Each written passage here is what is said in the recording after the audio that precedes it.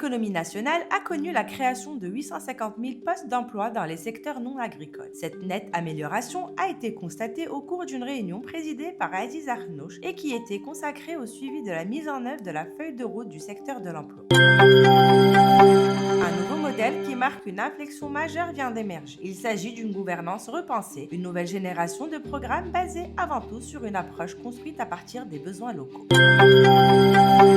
Un projet vient de mettre en place un système national intégré, spécialisé dans la réception et le traitement des réclamations relatives aux services de santé à l'échelle nationale. Le lancement officiel de ce projet a été présidé en début de semaine par Amin Tahraoui, ministre de la Santé et de la Protection sociale.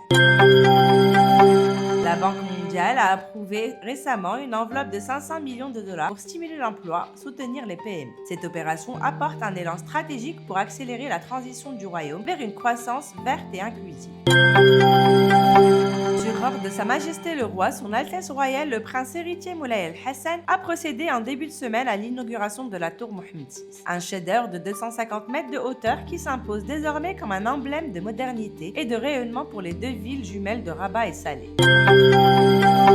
L'approvisionnement énergétique au Maroc est sécurisé et les stocks sont suffisants. La ministre de la Transition énergétique et du Développement durable affirme que la situation est garantie pour les 3 prochains mois, et ce, grâce à la coordination entre les différents acteurs du secteur.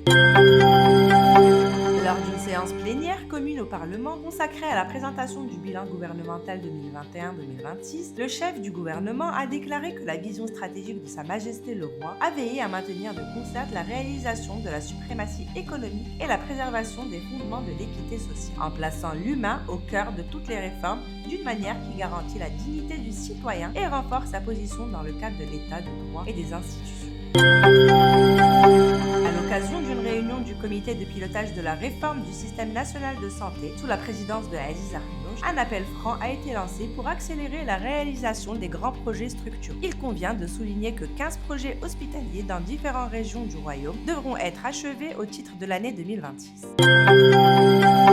En exécution des autres instructions royales, une importante délégation marocaine a effectué une visite de travail aux États-Unis d'Amérique à l'occasion de la 14e réunion du comité consultatif de défense maroco-américain. Au terme de cette visite, les responsables marocains et américains ont procédé à la signature de la feuille de route pour la coopération en matière de défense pour la période 2026-2036.